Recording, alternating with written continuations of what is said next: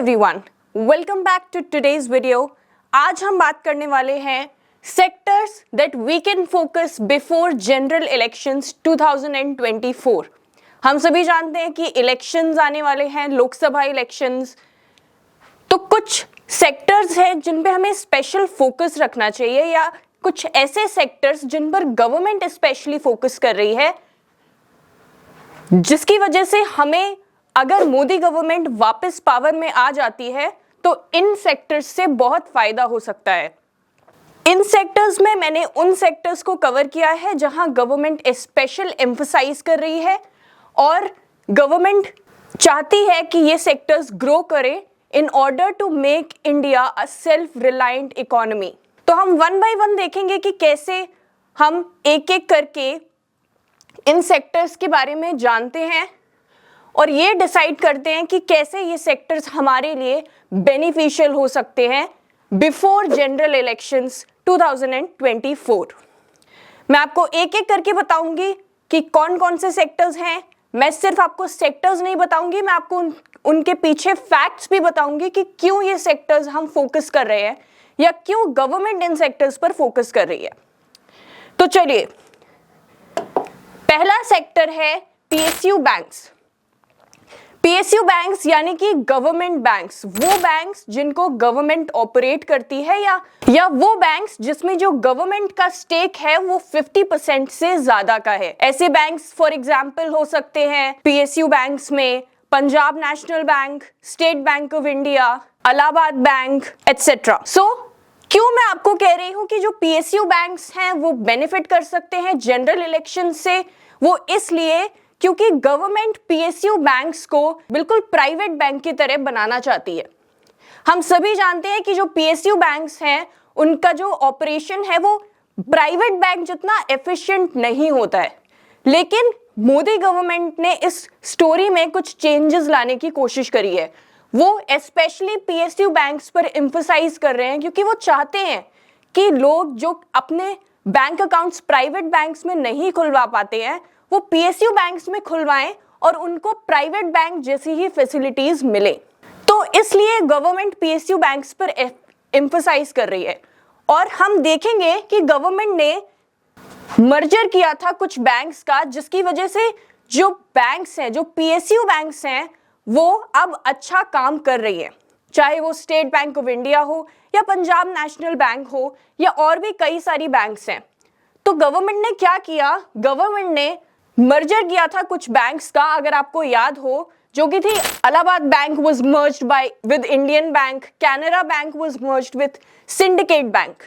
दो और मर्जर्स थे जिनके बारे में मैंने यहाँ लिखा नहीं है, लेकिन अगर आपने उनके बारे में पढ़ा होगा तो आपको पता होगा। तो क्या हुआ इस मर्जर के बाद, ये बैंक्स की जो ऑपरेटिंग एफिशिएंसी थी वो क्या बढ़ी? आइए मैं आपको बताती हूँ। सबसे पहले तो हम ये जानेंगे कि आखिर इंडियन बैंक का मर्जर इलाहाबाद बैंक के साथ क्यों किया, या वो मर्जर जो गवर्नमेंट ने किए थे उनके पीछे क्या रीजन था। तो बैंक्स जो थे, पीएसयू बैंक्स, वो उनके जो एनपीएस थे वो बहुत ज्यादा थे और उनका जो कैपिटल एडुकेसी रेशियो CAR वो बहुत कम था। तो उसकी वजह से जो बैंक्स थे वो अच्छे से प्रॉफिटेबल नहीं हो पा रहे थे, और क्योंकि वो प्रॉफिटेबल नहीं थे तो कस्टमर्स को भी अच्छी सर्विसेज प्रोवाइड नहीं कर पा रहे थे। इसलिए गवर्नमेंट ने ये स्टेप लिया और कुछ बैंक्स को मर्ज कर दिया। इंडियन बैंक, जिसका मर्जर से पहले एनपीए 3.5% होता था, CAR यानी कि कैपिटल एडिक्वेसी रेशियो 14.5% था, इलाहाबाद बैंक जिसका एनपीए 6% और CAR 10.9% था, गवर्नमेंट ने क्या किया कि इन बैंक्स को मर्ज कर दिया। उससे क्या हुआ कि आप यहां देख सकते हैं कि इंडियन बैंक जिसका एनपीए 3.5% था वो इलाहाबाद बैंक के साथ मर्ज हो गई, तो उनका जो ग्रॉस एनपीए है वो कहीं ना कहीं एडजस्ट हो गया। और वहीं अगर हम कैपिटल एडुकेसी रेशियो देखें तो इंडियन बैंक का है 14.5% और इलाहाबाद बैंक का 10.9% है। तो ये भी मर्ज होने के बाद एडजस्ट हो गया, जिसकी वजह से जो ये दोनों बैंक्स हैं वो मिलकर साथ अच्छा काम कर सकती हैं और एफिशिएंटली अपनी बैंकिंग ऑपरेशंस को जो है वो कर सकती है। चलिए अब हम बात करते हैं दूसरे सेक्टर के बारे में। तो दूसरा सेक्टर है रेलवेज। अब आप तो जानते ही होंगे कि रेलवेज के जो स्टॉक हैं वो बिल्कुल स्काई रॉकेट कर रहे हैं, यानी कि बहुत तेजी से भाग रहे हैं, चाहे वो IRFC हो, चाहे वो RVNL हो या IRCTC। तो ऐसा क्यों हो रहा है? हम ये भी जानते हैं कि अभी बजट आने वाला है, Feb 1 को बजट अनाउंस होगा। तो क्यों आखिर मैं आपको कह रही हूं कि रेलवेज जो है वो आपके लिए एक ऐसा सेक्टर हो सकता है जो कि आपको बेनिफिट देगा बिफोर जनरल इलेक्शंस। तो रेलवेज को ना स्पेशली गवर्नमेंट बूस्ट कर रही है। उसके लिए मैंने आपको यहाँ 2 पॉइंटर्स बताए हैं कि गवर्नमेंट क्या कर रही है। गवर्नमेंट ने 400 प्लस वंदे भारत ट्रेन्स जो कि है उन्हें बिल्ड करने का टारगेट सेट किया है ओवर नेक्स्ट 3 इयर्स, जो कि एक बहुत बड़ा टारगेट है। उसके अलावा the amount allocated to railways has increased by 16% to 2.9 trillion. तो गवर्नमेंट क्या कर रही है? गवर्नमेंट रेलवेज पर अपना जो बजट है वो इंक्रीज कर रही है, क्योंकि गवर्नमेंट चाहती है कि रेलवेज का इंफ्रास्ट्रक्चर अच्छा हो।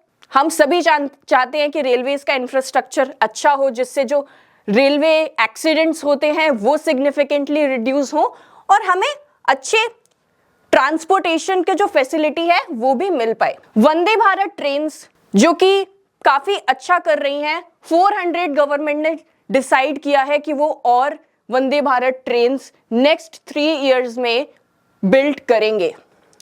तो ये जो है ये 2 पॉइंटर्स बहुत हमें इंपॉर्टेंट लगते हैं रेलवे सेक्टर्स में, और इसीलिए मुझे लगता है कि ये सेक्टर आपके लिए एक अच्छा पिक हो सकता है। अब हम बात करेंगे जो कि है डिफेंस। डिफेंस हम सभी जानते हैं कि गवर्नमेंट अपना सबसे ज्यादा बजट डिफेंस में एलोकेट करती है, क्योंकि कंट्री के लिए उसकी security is Paramount, which is very very important. So government क्या चाहती है? गवर्नमेंट इंडिया को एक्सपोर्ट्स करके डिफेंस में सेल्फ रिलायंट बनाना चाहती है। ये नहीं चाहती मोदी गवर्नमेंट कि हम अपने डिफेंस इक्विपमेंट्स के लिए किसी पे डिपेंडेंट रहें, बल्कि लोग हमसे एक्सपोर्ट करें।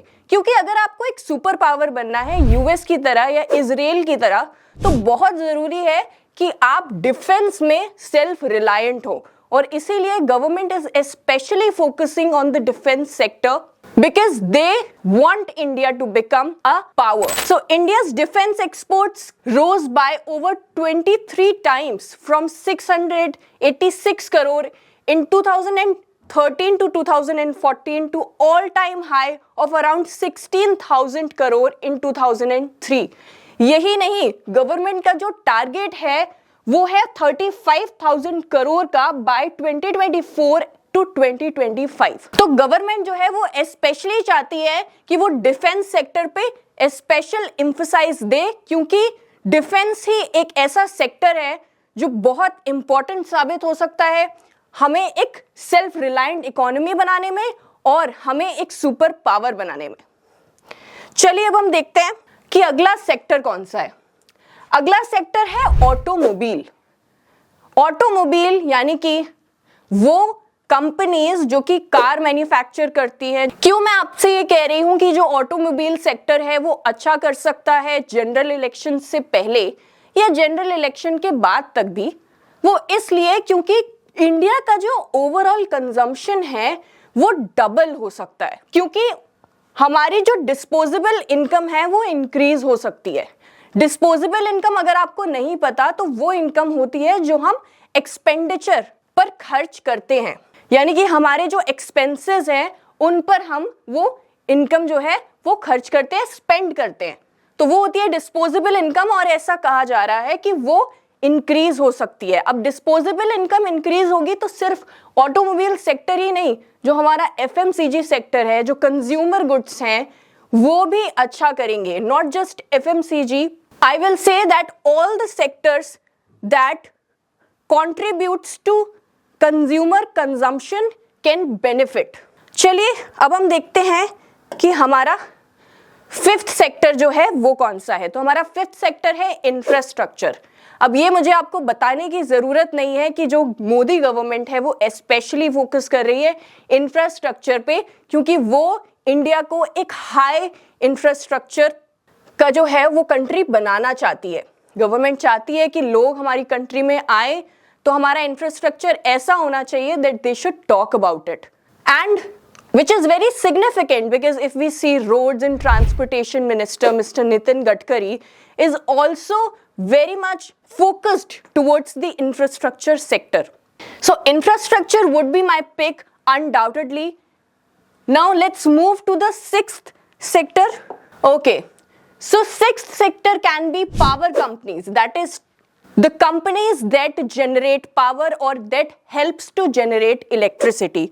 Now I'll tell you that electricity consumption is increasing in India, which is why we need power companies, which is why we need to invest in power companies. क्योंकि पावर कंपनीज होती हैं वो electricity को produce करती हैं, और electricity produce करने में उनका बहुत बड़ा रोल होता है।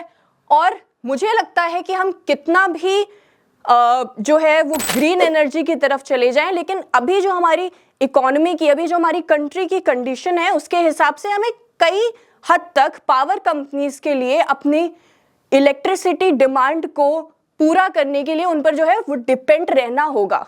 तो इसलिए मुझे लगता है कि पावर कंपनीज अच्छा करेंगी क्योंकि electricity demand is increasing significantly. And power companies में हमारे पास काफ़ी सारी कंपनीज हैं, टाटा पावर, कोल इंडिया। तो ये थी मेरी आज की वीडियो। मुझे लगता है कि मैंने ऑलमोस्ट सारे सेक्टर्स जो मुझे लगते थे कि बेनिफिट कर सकते हैं उन्हें कवर कर दिया है। अगर आपको लगता है कि कोई और सेक्टर हो सकता है जो कि जनरल इलेक्शन से बेनिफिट कर सकता है, प्लीज़ आप मुझे कमेंट में बताइएगा and we can discuss more over. So that's it for today's video. I hope it helped you. I hope that you will at least pick one sector from among these all sectors that I explained to you can benefit. I will see you in the next video. Until then, keep investing. Thank you.